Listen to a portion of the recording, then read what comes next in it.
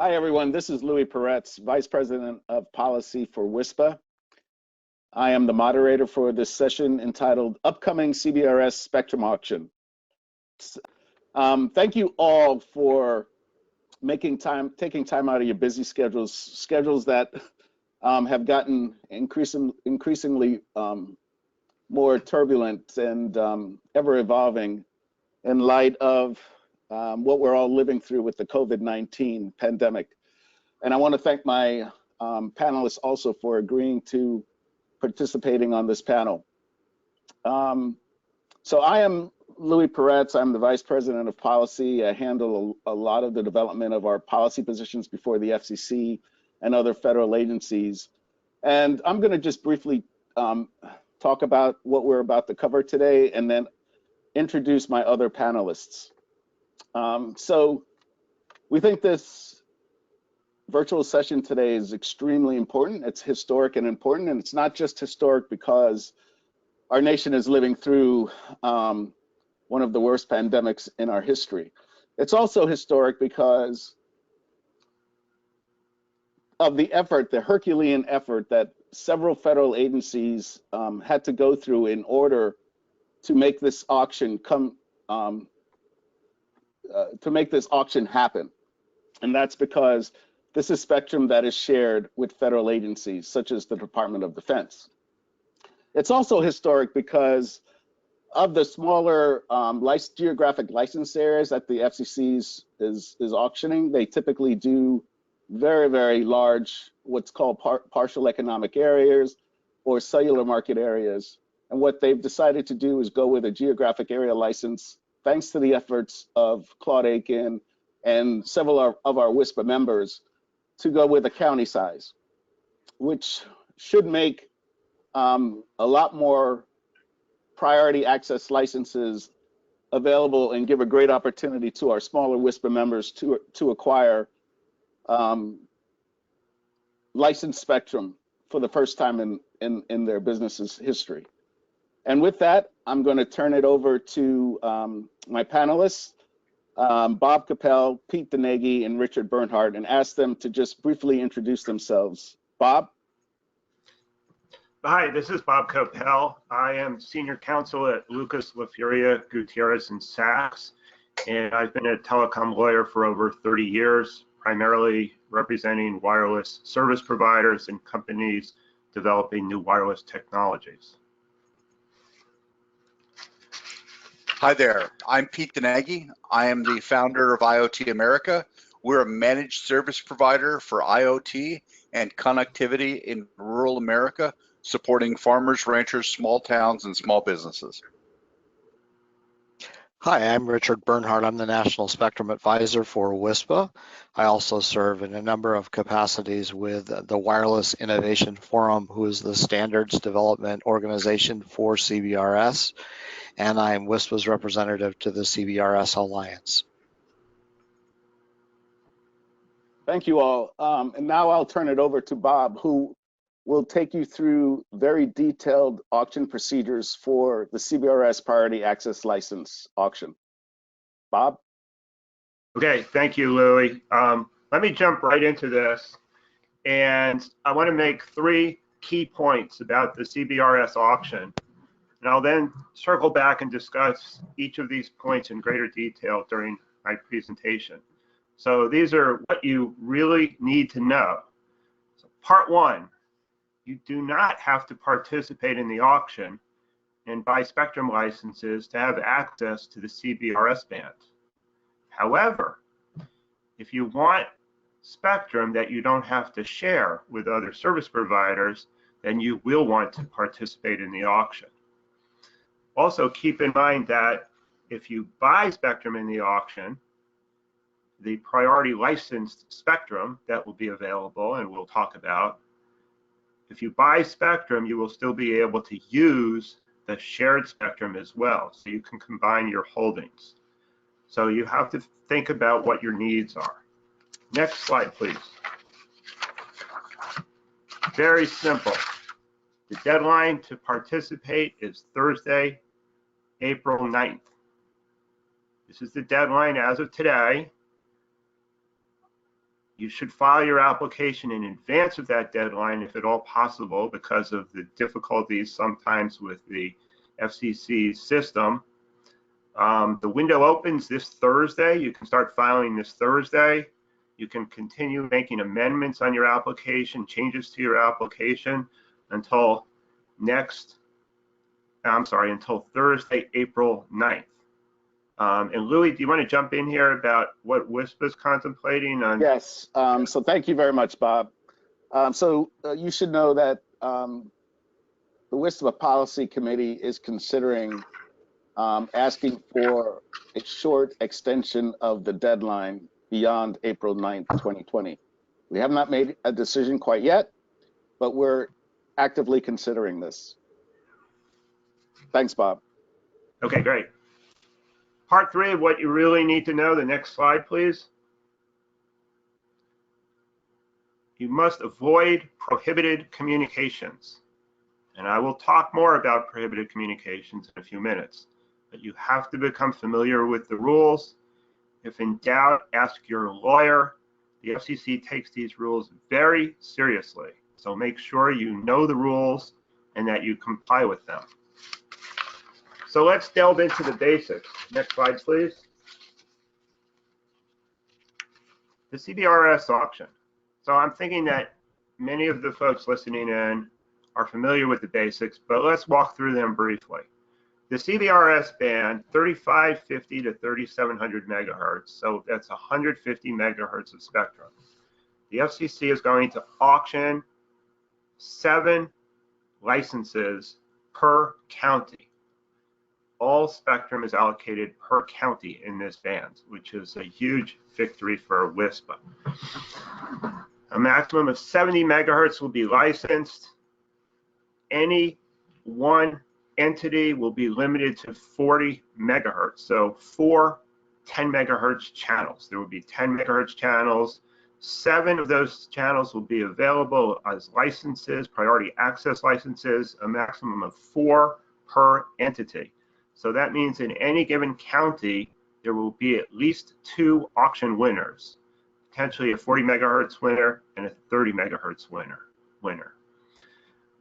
A minimum of 80 megahertz of spectrum is available for what we say here is licensed by rule, what I will often refer to as unlicensed spectrum.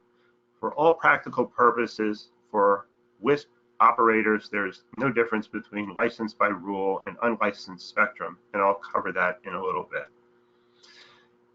In bidding for the spectrum, you will not be able to bid on specific spectrum blocks. The spectrum blocks for licensed spectrum will be generic, and the licenses, the channel assignments, will be dynamically assigned by the spectrum access system in order to accommodate U.S. government activity, primarily naval radar, which always has priority in the lower 100 megahertz of the band. Next slide, please. So this slide is largely repetitious of what I just said. The important point being the last point, which is that if you successfully bid on and win multiple channels in a county, there is no guarantee that you will be assigned contiguous channels, but the FCC in its order instructed the SAS administrator, the Spectrum Access System administrator, to assign contiguous channels to the maximum extent possible. And in most places, particularly inland areas away from the coast, we expect that licensees will have access to contiguous channels, and they will stay on the same channel almost all of the time, if not all of the time. Likewise, the FCC has instructed the SAS administrators to try to assign contiguous channels if a single operator has priority access licenses in contiguous counties. Can I ask one question, Bob? Yeah, sure. So you said here that PALs would only exist in the lower 100 megahertz of the CBRS band range, but the FCC is only offering 70 megahertz of spectrum for PALs. Why is that? Okay, so good question. I've had many clients ask that question. 100 megahertz is set aside for licenses, priority access licenses, but there's only 70 megahertz will be assigned. So the reason for that is so that the priority access licensees will always have primary access to all of the spectrum that they want at auction. So if you want 40 megahertz at auction, you'll always have access to 40 megahertz. And the reason this comes up is because the top priority in the band goes to naval radar operations. So if the environmental sensing capability senses, detects naval radar operations in your geographic area, the spectrum access system will instruct you, the licensee, to move to another channel. And the FCC set this up so that there would always be basically 3 open channels to move to. So if any general authorized access, unlicensed user is on one of those 3 channels, they are immediately instructed to stop operating on that channel. And the priority access licensee will then have exclusive access to that channel. So the FCC basically left open 30 megahertz so that in the event people have to move out of their channel, they will still have another channel to move to where they will have exclusive rights. Next slide, please. So this is a good graphic of the incumbent uses of the band, which are in red, and the new uses, which are in blue and green. Important to note that, so on top we see the military radar in the lower 100 megahertz, and we talked about how they have top priority, but it's not going to be an issue if you're more than 100 or so miles inland. There's some fixed satellite stations that remain in the 3600 to 3700 megahertz band. They have to be protected for a period of time. And then you see in the 3650 to 3700 megahertz portion of the band, there's grandfathered wireless ISPs. Well, actually all wireless ISPs. If you're operating on Part 96 equipment with the SAS, you can stay there as a general authorized access user. If you're operating the legacy Part 90 equipment, which is not able to communicate with the SAS, you can stay in that band and continue your operations until October 17th of this year, thanks to the folks at WISPA who just got the FCC to grant a 6-month extension for legacy operations. So let's move to the next slide. So let's talk specifically now about licensed CBRS spectrum. As I mentioned before, well, so it's licensed in 10 megahertz channels. Any spectrum that's not bid for at auction will be available for general authorized access use. It's possible that in some markets, far more than 80 megahertz of spectrum will be available for general authorized access use.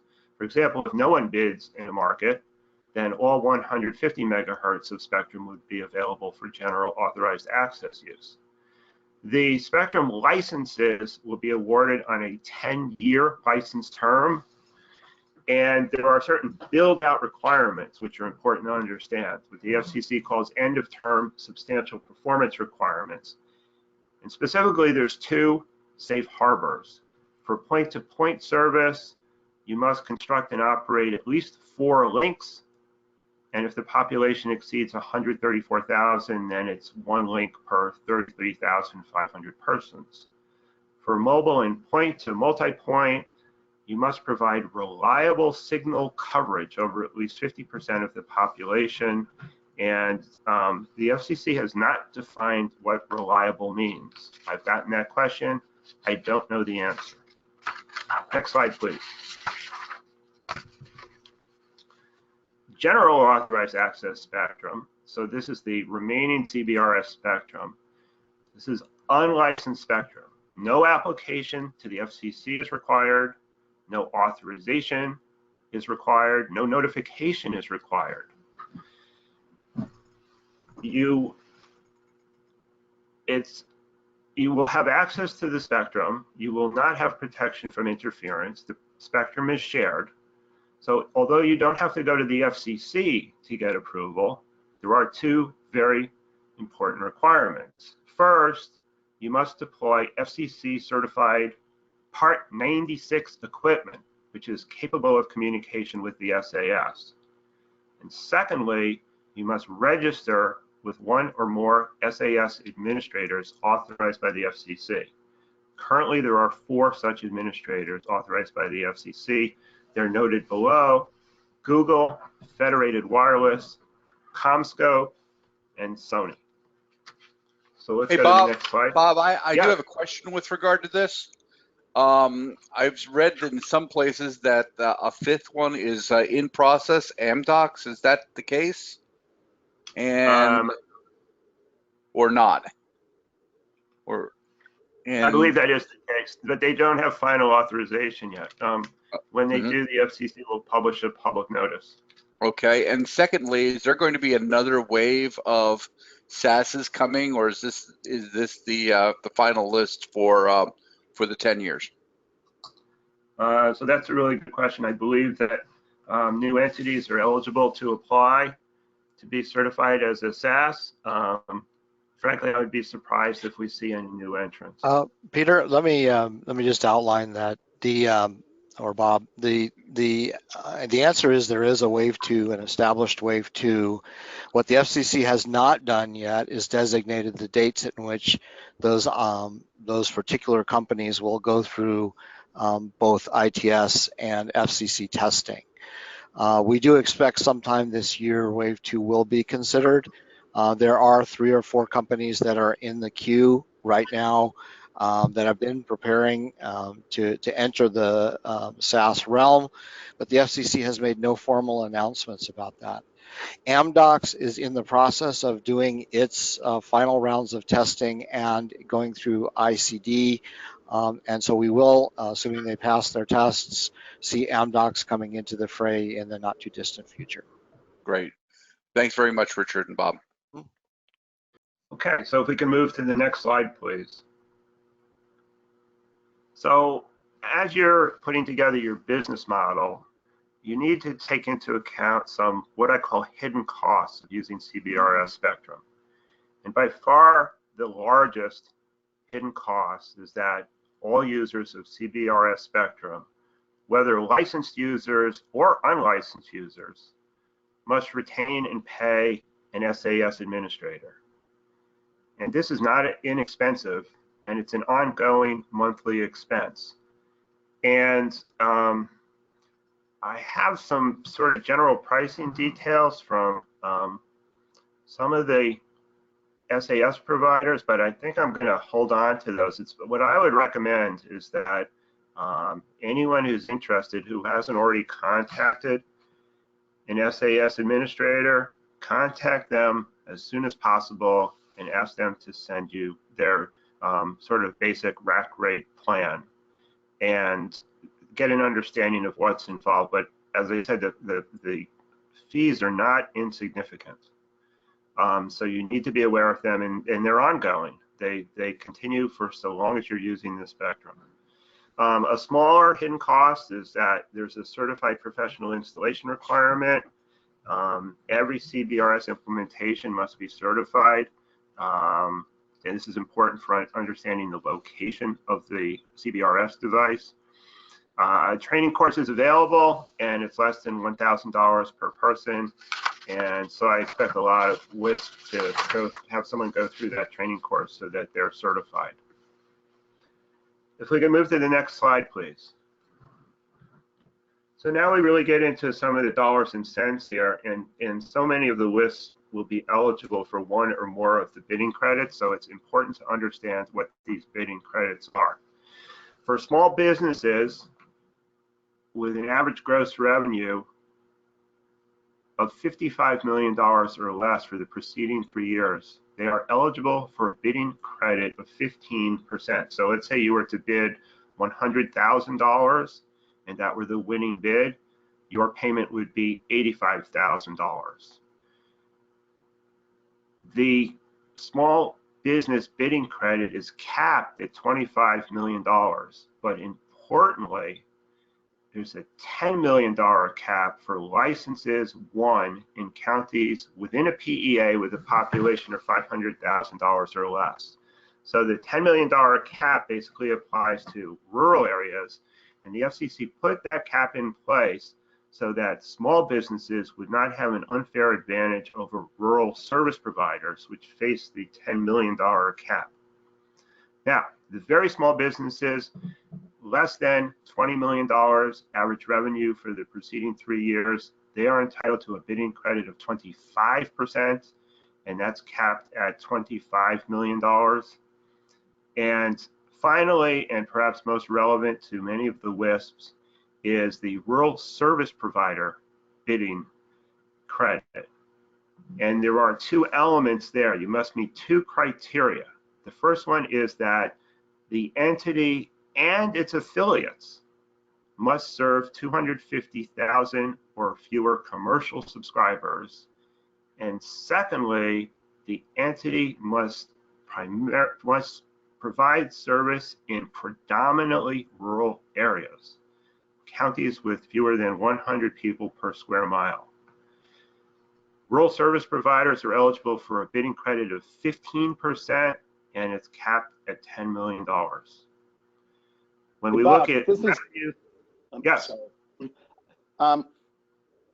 Could you please explain to the audience, in order to qualify for the rural service bidding credit, what does the term predominantly rural mean? And can you give an example of how the FCC might resolve this question if it's asked to do so? Yeah, that's a question we get a lot. So the FCC has never defined predominantly, but let me give you an example. So let's say a service provider serves two rural counties, County A and County B, and a small portion of non-rural County C. And we see this a lot because a lot of the WISPs are concentrated in rural areas, but they may extend service into counties that are part of a larger urban area. But they're usually focused on the rural portions of those counties. So what we would look at then is we wouldn't look at the average population density because it could well be over 100 persons per square mile. But we look at the customers, where the customers are. And typically, so let's say for this example, 75% of the customers are in rural counties A and B, and only 25% of the customers are in non-rural county C. So we would argue that the service provider here, in this case, is serving predominantly rural areas because the predominance of its customers are in rural areas. Does that help answer your question, Louis? Yep, that was great. Thank you. Okay, good. So two other things to note.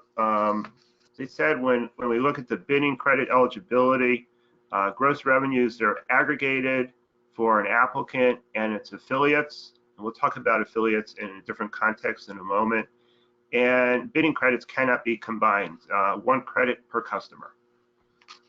So let's go to the next slide.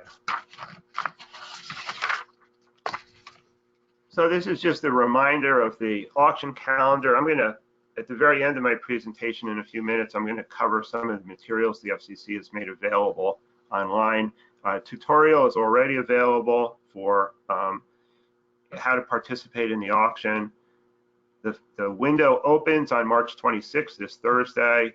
As of now, it closes on April 9th, and then the bidding begins on June 25th. We go to the next slide, please. So the last topic I wanted to talk about is prohibited communications. And this is an area where people have to be really careful. If you don't have any affiliates and you don't have any common ownership or anything like that, you can take a little break now. If you have any affiliated entities, you need to listen to this really carefully. The prohibited communications rules apply if any affiliate of your company is also participating in the auction. And importantly, it doesn't make any difference if the affiliated entity is bidding on a different county. It could be bidding on the same county or a different county, and the rules apply. And it's easy to get trapped by this rule because the FCC defines affiliate very broadly. It defines an affiliate as if you control or are controlled by another party, you're an affiliate. If you're a partnership, the partners are all affiliated. If there's overlapping officers and directors, you're affiliated. And if you own 10% or more of the equity of a company, or someone owns 10% or more of your company, you are considered to be affiliated. Affiliated entities participating in the auction have to abide by the quiet period rule. Quiet period means that any communication that would convey bids or strategies is prohibited, period. No exceptions. The quiet period starts on April 9th or whenever the window closes for filing applications, and it continues until the auction is over and the FCC issues its post-auction public notice saying the auction is over and you can talk again. We estimate that will be in the latter part of the summer. Now, let's take it one step further. You probably can implement a system where you avoid prohibited communications with 10% or more owners, but when we look at owners that have a controlling interest, and when we look at common officers and directors, the FCC presumes that these owners and officers and directors have knowledge of the bidding strategy of both entities. And so what I'm going to get to in a moment is how can you successfully bid if you have affiliates who are also participating in the auction without running afoul of the prohibited communications rules. Now let me just make one other point. In addition to the prohibited communications rules, basic antitrust rules apply too. So if you're talking to any other entity, whether they're affiliated or not affiliated, whether you're bidding or not bidding, don't sit down with them and agree on the price that you will bid for a specific auction block, or say, if you bid on this one, I'll bid on this one, and we won't compete with each other. That's an antitrust violation. It's a criminal violation of the antitrust laws. Don't go there. So if we can turn to the next slide, please. All right. So what I talked about is basically ask. Ask the other party if they're in the auction. If they're in the auction, make sure to be really, really careful what you talk about, and make sure you understand what you can't talk about, which is a lot of things. And if you have questions, and let me turn to the next page. If you have questions, ask your lawyer. Be careful. Can we turn to the next page, please? So even things that you might think are harmless, for example, if you filed to participate in the auction and an affiliated company filed to participate in the auction, you cannot communicate to the affiliated company that you dropped out of the auction. So even though you're not bidding, you can't communicate that you dropped out because that's within the quiet period and you're not allowed to have any discussions about the auction, period. The FCC has really good guidance on this, and I've provided the link on this slide. Next slide, please. So what do you do if you have overlapping ownership interests and you want to participate in the auction? Well, the good news is that the FCC permits a consortium bidding arrangement among multiple carrier participants. I call this legalized coordination, and I encourage everyone who's affected, everyone who has affiliates where the affiliates are going to participate in the auction, I encourage you to take advantage of this. It's relatively easy to set up a simple consortium. Your lawyer almost surely already has a template for a consortium agreement, and so you get board approval from each of the entities, you enter into the consortium agreement, and voila, Now you are a consortium. The consortium becomes the bidder. The consortium members can talk about anything they want. They can say, I want this county, I want that county, let's split this county, let's bid this much, let's bid, you know, this much for this county and this much for another county. All of the things you can't do under the prohibited communications rules, when you set up a consortium, you can now do those things. You do have to disclose the consortium agreement and the participants in your short form application, which is the first application form you file before the filing deadline. Next page, please. So just two examples here.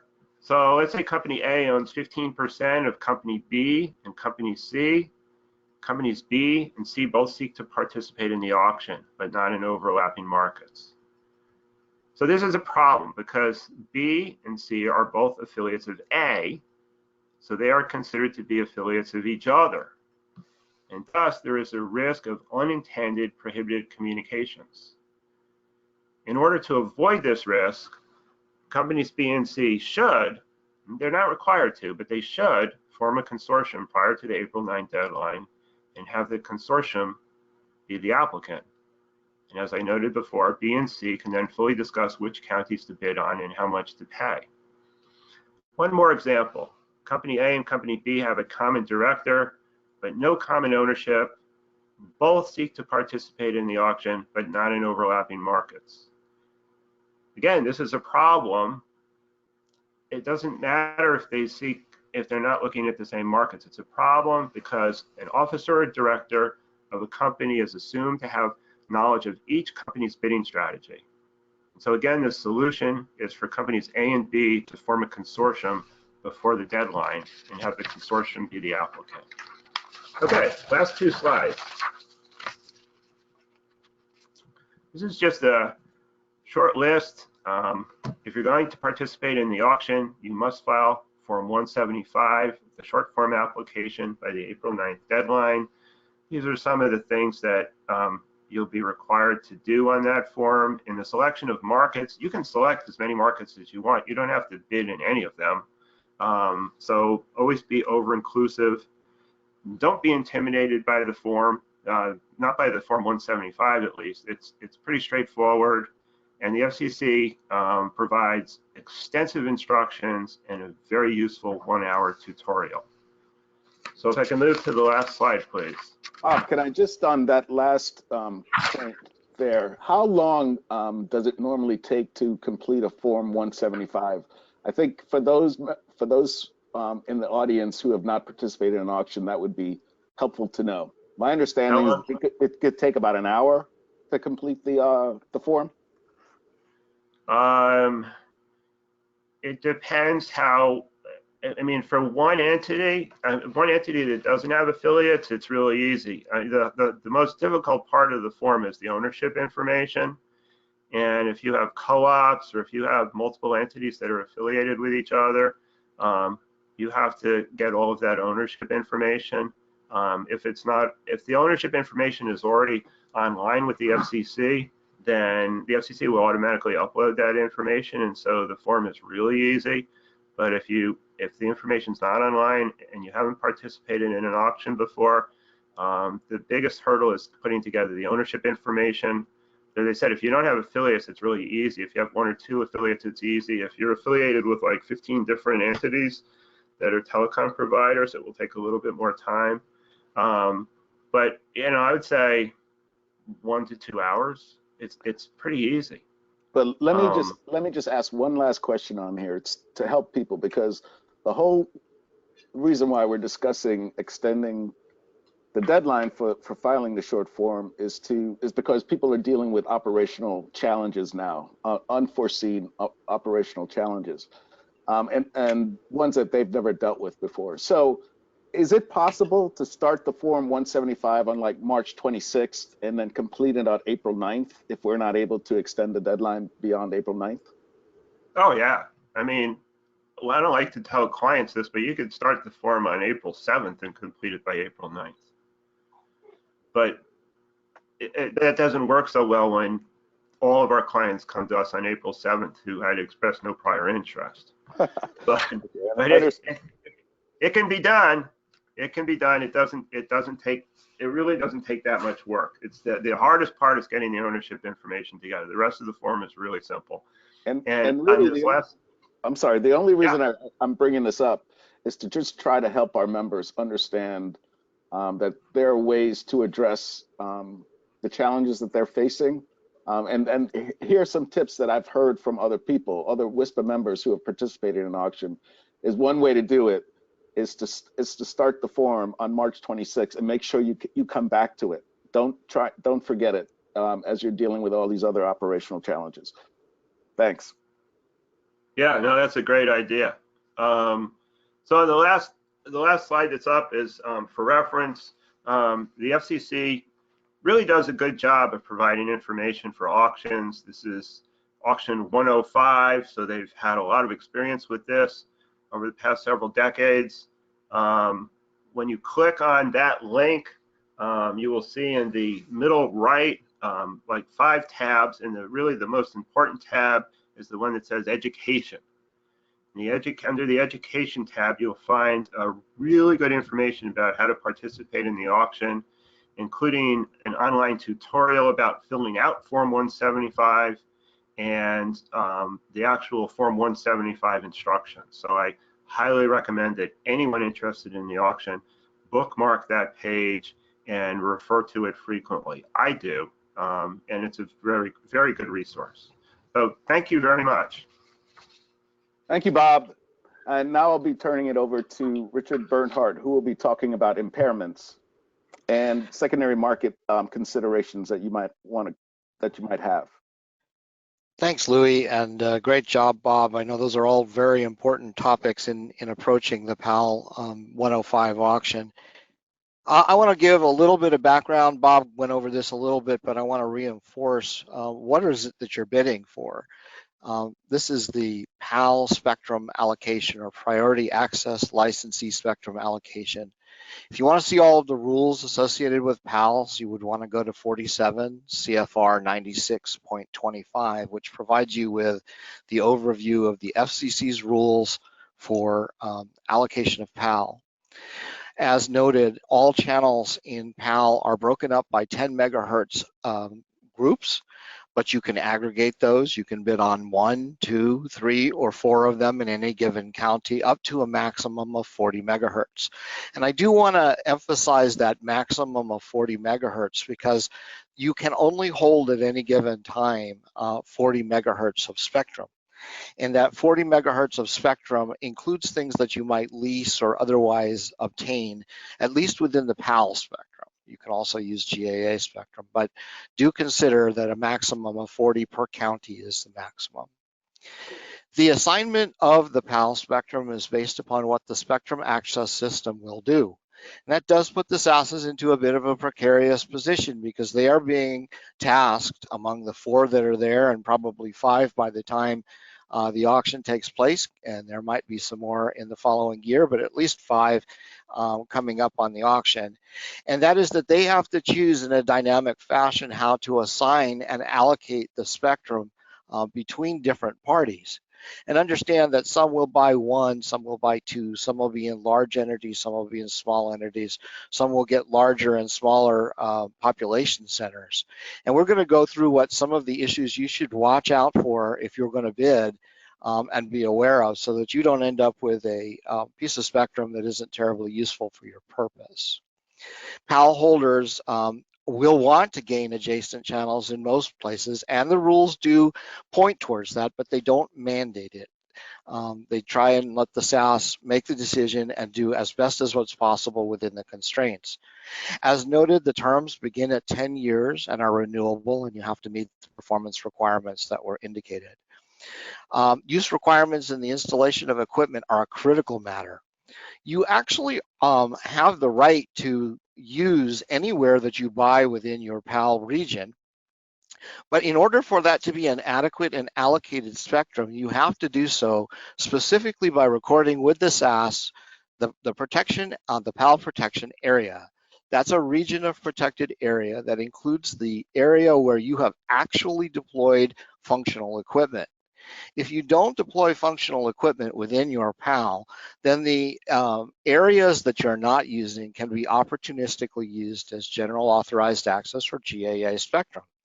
And there's a contour around the PAL protection zone of neg 96 for 10 megahertz, and that is registered with the SAS for each CBSD. Let's go on to the next slide. So what is a PAL impediment? What does it mean that there might be some things that you have to be aware of that are can get in your way when you're dealing with this auction? In the last white paper public notice released by the FCC about Auction 105, they outlined some of these things, but they didn't go into great detail on what it means. So you will, again, want to read the rules on PAL holders and understand that in adjacent holdings and where there's more than one 10 megahertz allocation, there may be some that are stronger than others. Not all PALs are created even. Let's go to the next slide. So PAL allocations are subject to both what's known as known and unknown impediments, things that can harm you or degrade the market or degrade the signal or even make the signal not available within the area. Now the SAS will work very hard with you to make sure that even within the buffer zone of the additional 3 10 megahertz slots that are there, that you have something that will work and is functional. But it is possible with impediments that either portions of your PAL or all of your PAL may have problems. So the first thing to consider. Hello? I'm sorry, I'm getting a little bit of echo. The first thing to consider is that in order to determine the defense capabilities for the U.S. naval radar systems, the organizations were required, the SASs and the providers were required to put out a bunch of sensors called ESCs, or Environmental Sensory Capability Devices. There are actually 3 companies that have placed these devices in on the coastlines and in the areas where DPAs or dynamic protection areas exist. Because each company that places them places their own equipment, that equipment is placed independently, and each one of those devices are in fact a sensor and radio and require protection themselves.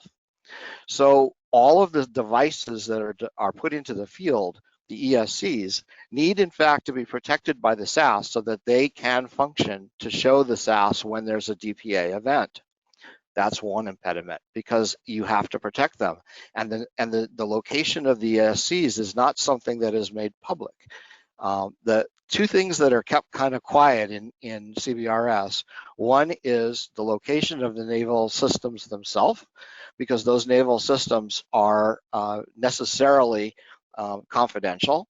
And the second is the location of the sensors that locate them. Let's move to the next slide. Also, an impediment could be adjacent band or out of band emissions, which could affect a PAL signal. And again, if a PAL holder were to run into that, they most likely would complain to their SAS, and their SAS would attempt to move them. But if there were incumbent providers within the other slots and there was no other place for them to move, it is possible that adjacent noise and adjacent emissions could cause some issues for a PAL. There are also some other unknown impediments, or impediments which are based on normal radio frequency matters, which can affect a PAL signal. In new equipment, there's also areas where the satellite FSS signals need to be protected, and PAL allocations in the future are not yet known. I mean, the allocation of radar systems are not yet known in the future. So it is possible that things that happen moving on in the future will also affect a PAL. FSS systems, moving on to the next slide, please. FSS systems, or fixed satellite service devices, are placed in the top 100 megahertz of spectrum. While many of the FSS stations are known and identified, not every one of them is clearly recorded as to its coverage. So sometimes the maximum amount of protection is afforded to that FSS earth station, whether it needs it or not. So it considers that earth station to be full arc and full band, and therefore must be protected completely. If your PAL falls within an area that is in a protected FSS area, you will either need to be moved to an area that doesn't have such an FSS protection, or you will have to lessen your signal according to what the SAS tells you to do. And this may affect the usable PAL allocation. Let's move on to the next slide. So this gives an idea or a picture of how the SASs will allocate spectrum. It is going to look at the different uses, it's going to look at the different categories, it's going to look at the different protections and the incumbents, and it has a very large job. It has to mediate using very complex algorithms and databases how to choose where to put people, and this is sort of the coexistence argument. It needs to be able to look at things and make a determination to best determine how and when to allocate spectrum appropriately. Let's move on to the next slide. So one of the great things about the PAL auction is that it creates two markets. And you may not have been thinking about this. The rules call for something called the secondary market, or the disaggregation of a PAL. Now, when we started talking about PALs, we talked about them in terms of being dynamically allocated spectrum, which means that it's capable of being changed. And that also means that the areas that are not being used are capable of being used. Those people who buy PALs buy an entire county for 10, 20, 30, or 40 megahertz of spectrum, but they may not use all of that spectrum. They may not use everything that's within there. And there may be areas where they just don't consider it economically viable to do so. They don't need it, they don't want it, or whatever.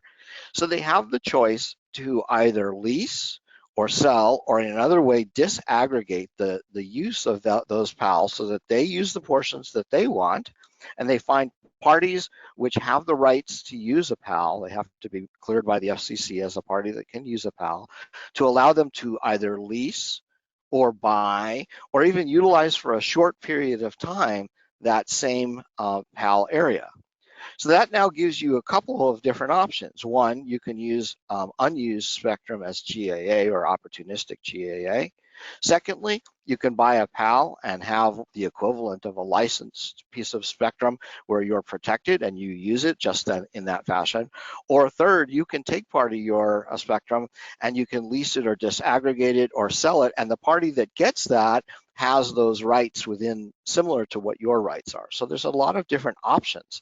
Not only do you have the auction rights, but the auction itself will create and enable a secondary market, and that's authorized by Part 96. Let's move on to the next slide. And the secondary market is made available at the option of the PAL holder. What that means is each PAL holder has the right to make a choice if they want to use their entire PAL or if they want to use the secondary market as a method. The Wireless Innovation Forum is creating a standard. They're working with the FCC and with the industry stakeholders to come up with a framework and a database to track available areas that can be used for leasing and disaggregation. This will allow a lot of parties to be able to enter in smaller, maybe even rural and suburban areas, which might be good for WISPs, in a fashion that is not as expensive and much more accessible than the open auction. So these are the things that happen in the secondary market and are really, really critical. So let's move to the next slide. Why would you consider using the secondary market? It allows you to use a license type protection without the expense and in maybe a very much isolated area. And the way the secondary market is being contemplated today, it may even go down to microtransactions where you could lease for an event or a very small area a PAL access via a PAL holder, and do that even for a short period of time, or you could do so over multiple counties in a large area, depending upon what the lessee wants to provide to you. And it allows the lessee or purchaser to use a designated amount of spectrum in a particular geography. It is a known commodity at that point. It is not the same as opportunistic use in GAA. You actually get PAL rights. And this allows those areas that are not may not be those users that may not always be able to get or hold a PAL to be able to use a PAL. Let's move to the next slide. Yeah. Richard, may I ask a question? Of course. FCC's rules allow for spectrum leases, partition disaggregation. Are all of those options available to somebody that acquires a PAL at the CBRS auction? Not entirely. There are a couple of exceptions to that, and where there may be some limitations. If you buy a PAL without restriction, meaning you're not buying it with bidding credits or under any specific conditions, in most cases you are allowed to disaggregate how you wish. The only restrictions are that the party that you're going to either lease to or sell to must be a qualified entity under the FCC rules to operate a PAL. So there are a set of rules that says who is allowed to use and utilize PALs or access PALs. If you're not allowed to do that, sorry, you will not be able to lease to that particular party. The other case is you are using a special credit or bidding credit for access, and the FCC doesn't want you to use that to speculate. So you need to read the rules very closely to make sure that if you're going to use a bidding credit of any sort and your intent is to disaggregate, what rights you have out the other end, because you don't have quite the rights that you do as a general PAL holder who can sell or lease to anyone that they want to. You need to make sure that the party that when you use those credits that you have the rights that you want. Does that answer your question, Lee? Yes, great response. Thank you. Okay, I think at this point I'm turning over to our next speaker. Yeah, hi, this would be Pete Denegi, and he's going to be covering CBRS use cases in rural America. Very good. Good afternoon, everybody. This is Pete Denegi. So CBRS has been called the innovation band for a long time because unlike previous offerings, there are lots of use cases, both public and private, for CBRS to impact businesses, governments, and other entities. So CBRS operators are allowed to provide service delivery offerings to consumers, to enterprises, to wholesalers, to service providers, and provide roaming agreements as well.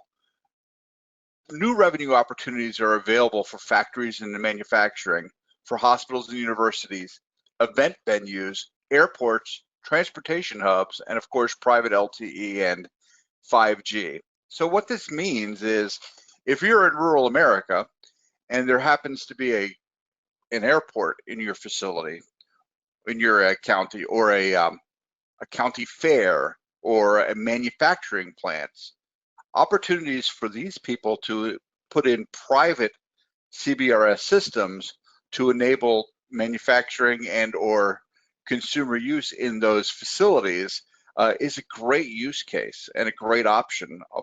More people will be able to connect and utilize the band to basically populate communication throughout rural America.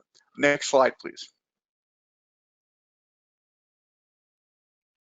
So one of the things that's an interesting component of CBRS is the neutral host use case. So a neutral host network allows the operator that uses an indoor cellular system or a private cellular system to connect to public carriers. Case in point, if you had a huge mid-market indoor cellular facility, you could connect with the neutral host to Verizon, to AT&T, to T-Mobile, and to other carriers to provide cellular connectivity throughout your private CBRS instance in rural America for any WISP that stands up a CBRS system. If you are able to implement a neutral host network, you in fact could provide subscribers in your area cellular service on their current networks and institute a roaming scenario where you would generate revenue to your business. It's a simplified market and an advantage of CBRS that is not seen in any other spectral deployment before. Again, as it's shared spectrum, neutral hosts will afford the ability for WISPs to establish these roaming agreements with carriers and collect a small percentage on the calls. Many carriers in the wireless industry have been doing this for years and have been indeed collecting handsome royalties down the line. Next slide, please. So one of the big advantages of CBRS is the ubiquity of devices. So currently today, every new device that is being shipped from the major cellular manufacturers, original manufactured equipment, has CBRS already included on the device. Examples of this, of course, are seen on the slide.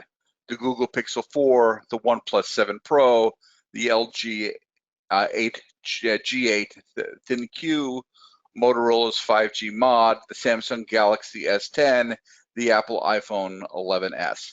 Every one of these phones has CBRS already instantiated on the device. Additionally, all IoT module manufacturers are coming to market with CBRS engaged devices. What this means for WISPs is that when you deploy CBRS systems and you enable those systems to have cellular connectivity, you will now be able to go and connect drones, connect tractors, connect sensors in the field, routers, and moreover, provide connectivity on the roadways for autonomous vehicles using LTE and or 5G as it comes down to the market. This is not a future capability. This is a capability that is nascent to the market today and available for use. So CBRS provides use cases and capabilities that have never been presented in the marketplace until now. Next slide, please. So if we look at CBRS and we look at the LTE and 5G use cases that afford themselves, aside from classic fixed wireless internet capabilities, providing connectivity to remote devices is a real game changer. There are connectivity gaps in fields and pastures that allow for better resource utilization, better field processing, distribution management for autonomous vehicles or capability through CBRS. The ability to go forward and connect widespread video solutions that are previously unavailable is something that CBRS is good for. Previously, in a remote facility, when you wanted to connect a video stream, you needed to either do so through a direct connection and or Wi-Fi, which had about a 200-meter capability. With CBRS, you have a much longer range to connect to the remote devices. Autonomy is going to be very strong in CBRS. Autonomous tractors, autonomous trucks, autonomous cars. Candidly, any WISP that has a major thoroughfare going through their facility or their county should indeed look at cellular connectivity to CBRS, because autonomy is going to require the LTE and 5G connections that'll be available in CBRS networks. And of course, drone support, which is very important for tower inspection, crop inspection, municipal safety, and of course, general industrial applications. Lastly, on this slide, I want to talk about telemedicine. Obviously today, that is very, very deeply in our news and in our hearts. Telemedicine in rural America is a game changer. The ability to provide quality service at a very safe and affordable manner is on the forefront of everyone's thoughts these days. CBRS, LTE, and 5G offer those type of capabilities in a very, very cost-effective manner. Next slide, please. Much forgotten about with CBRS is the fact that LPWAN is also supported with release 15 of 3GPP, so that you can deploy cellular connectivity for all sorts of low-powered solutions for rural America, whether it be soil and moisture and weather data, or livestock and gestation capabilities, tank bin monitoring capabilities, asset tagging, field sensors, nutrients, anything that you would potentially look for in rural America, whether it be traffic lights or parking spaces or irrigation capabilities, can be accounted for with some of the capabilities of CBRS systems, coupling with the cellular infrastructure that it can provide.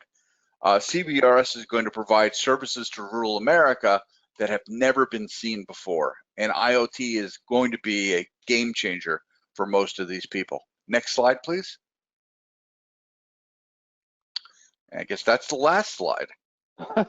Hey, Pete, I do have a couple of questions for you. Really Sure. Delving into how fixed wireless over CBRS can enable all of these applications. Can you tell me if you're a traditional fixed wireless provider like some of our smaller WISPs are, how many, what are those type of use cases can they deploy by themselves, as long as they're able to use cellular equipment or cellular technology? So that's a great question. So from a CBRS standpoint, it's very important that the RAN architecture that they select has the ability to provide a mobility component.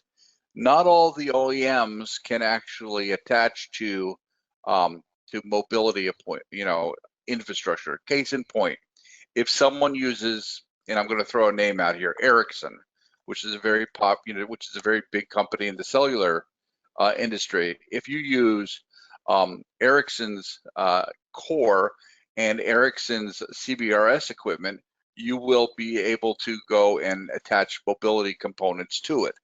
There are other manufacturers that aren't, that provide fixed wireless CBRS equipment that will not be able to attach mobility components to it. Now, I will tell you that if you are to go and provide mobility components to CBRS, that means that there's a difference in the architecture of your antenna arrays, in your RAN arrays, in your core arrays.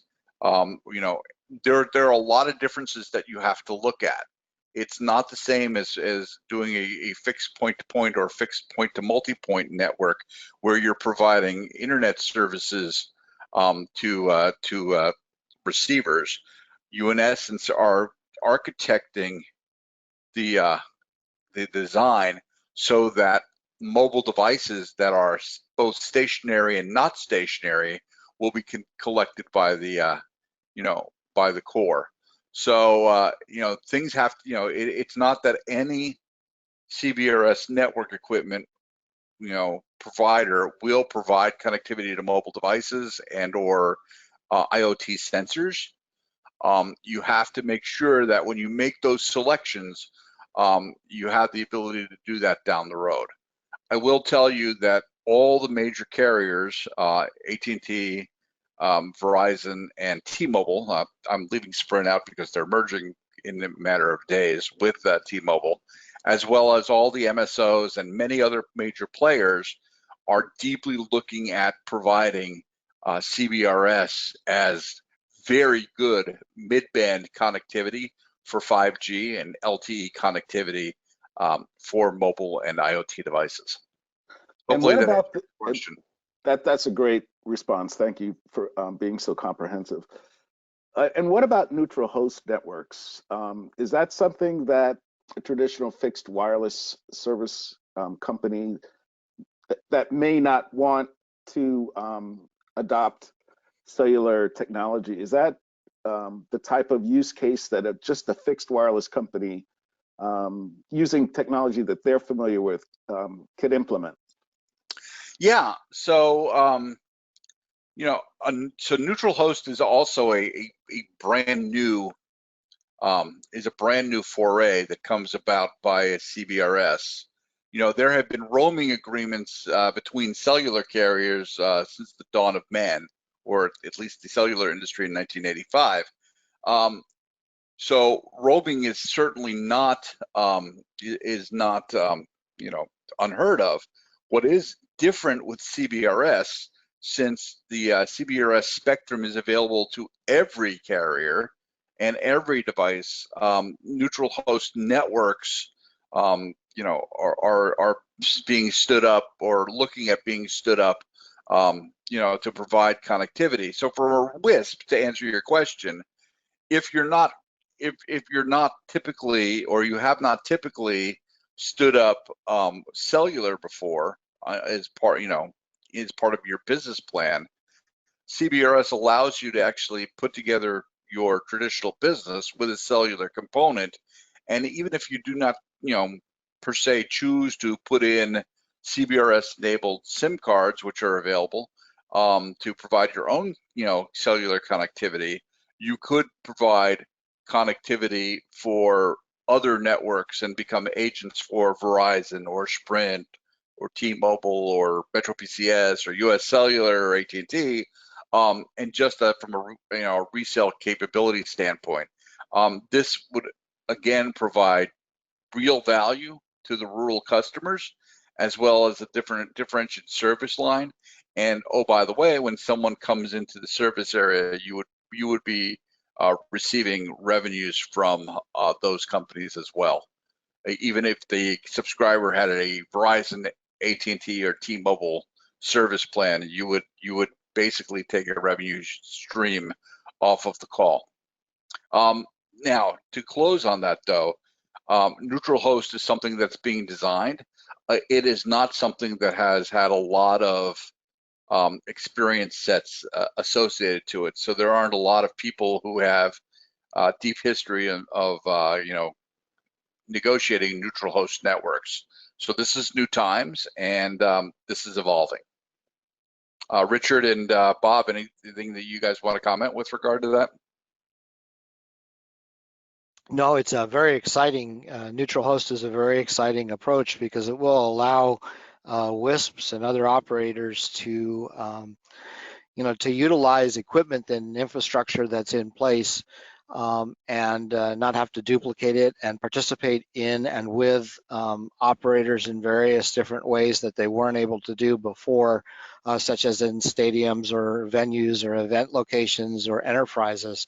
And on the private network side, the ability to segregate a network by a company or corporation across geographies, and have a specific targeted network in place is a huge benefit for Right. operators.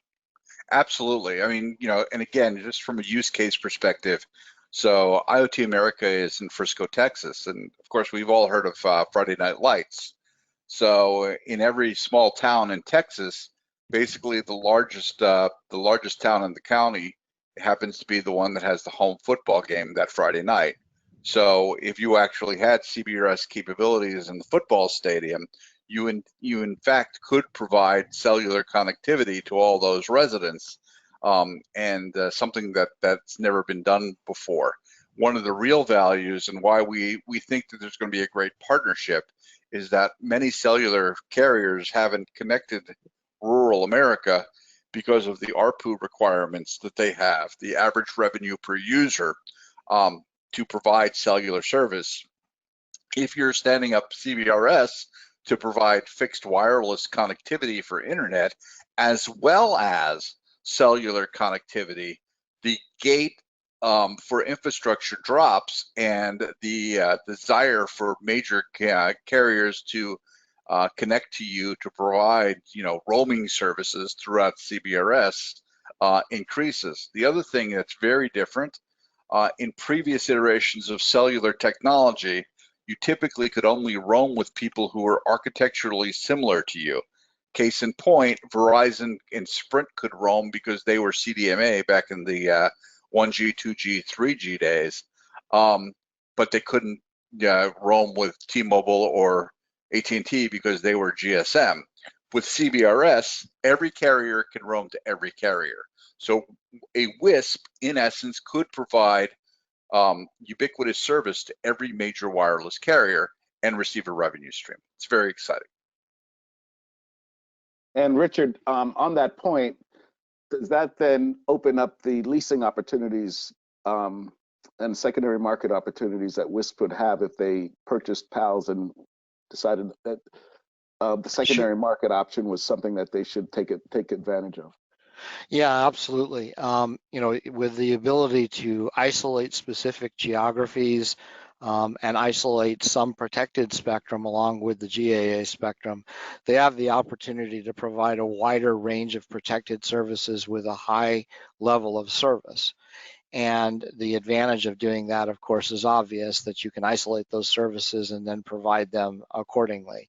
So I see the secondary market as being a rich potential for both neutral host and private networks within CBRS, as well as the deployment of many different kinds of networks. And as our panelists have noted, the uses from IoT all the way down up to very, very specific vertical market uses are there. Yeah. And just to build on that point, enterprises are really looking very hard at CBRS as a replacement for Wi-Fi, right? Because of the range, the throughput, the security, and the ability to go forward and deploy microcells in a very, very ubiquitous manner. There have been a lot of trials and case studies with regard to this. And as a matter of fact, here in Dallas, one of the initial and very public trials has been the CBRS system that was installed at Dallas Love Field at the airport, where they used CBRS predominantly in IoT and a worker communication standpoint in the trial, and it's been very successful. Great. Should we open it up to the audience for questions now? I think that would be great. I believe there are some questions in the question loop. There are. This is Christina. I'm happy to read out the questions to the panel and the moderator if you're willing to take some of the written questions. First, we have, how are affiliate subscribers counted if the affiliate is a foreign organization? Bob, you want to handle that one?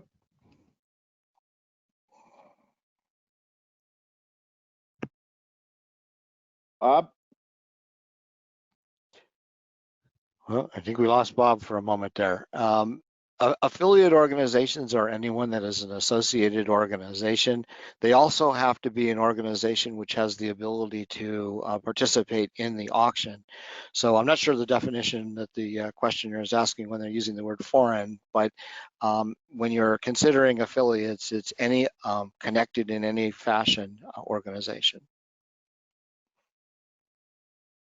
Great. The next question we have is, does the rural service provider credit apply separately to each county bidded on?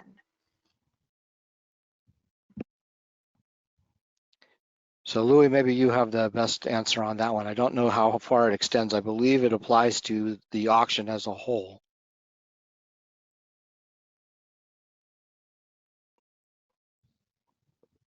Louis, are you there?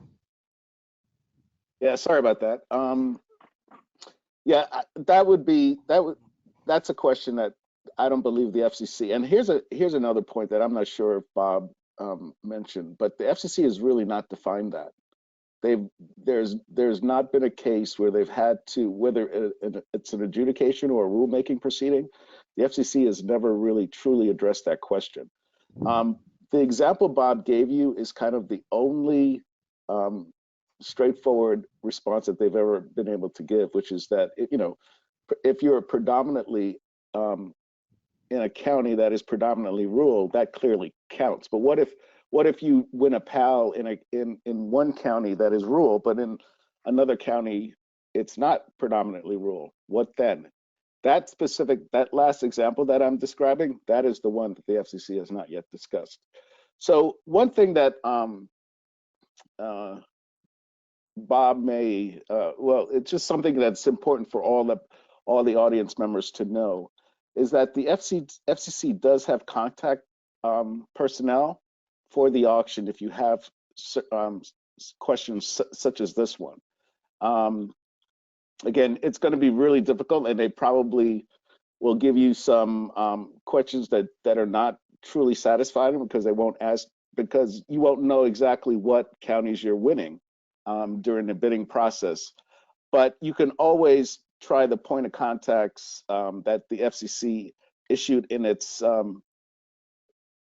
auction CBRS PAL procedures PN in March 2nd, 2020. And we can send you the information offline after the webinar. Thanks, Louis. And one more question. If a short form application is filed, is it mandatory to make the upfront payment? I.e., can a company back out after filing the short form application? I'm going to turn that one over to Bob, who I know is back with us.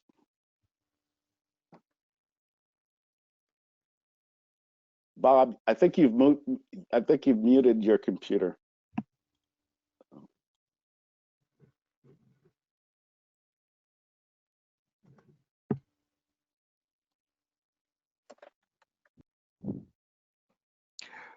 Well, I think we lost Bob on this one. So we will have to get back to you on that. I don't know the answer. Generally speaking, once you've made your deposit, you've made your deposit with the FCC. But if you pull out prior to making the deposit, that's a very good question. We'll have to let you know. Yeah, and I'm going to follow up on that. As I understand, and again, I'm not, full disclosure, I'm not a lawyer. As long as you can fill the form out and submit it, but if you do not submit your deposit on May 26th, then you indeed are have then at that point withdrawn in the eyes of the FCC. That's how I understand, but that's not definitive. Yeah. All right, guys, that's all the questions we have from the audience right now. So I turn it back over to Louis. I'm just going to reach out one more time to Bob to see if he was able to join us, because he and I have been emailing each other and he's responded. So I'm not understanding what's going on. Maybe if we just give him a minute or two.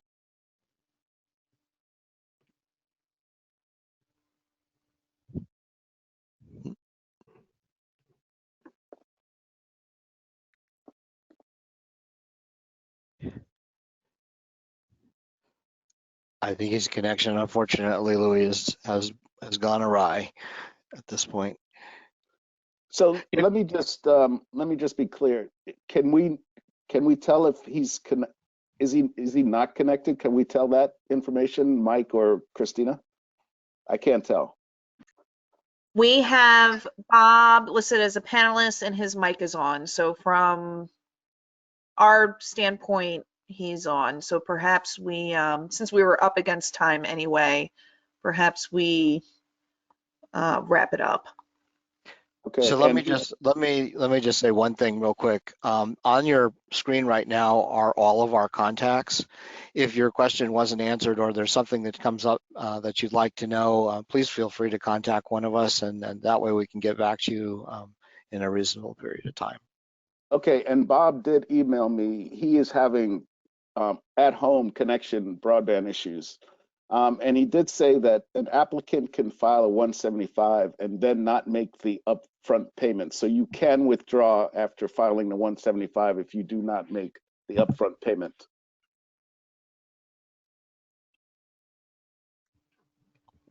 All right, then I think that sums us up at this point. All right, well, thank you, everyone. Again, if there are questions, feel free to email me. And I will try to get your response as soon as possible. Thank you. Thanks, everybody. Thank you. Thanks, everyone.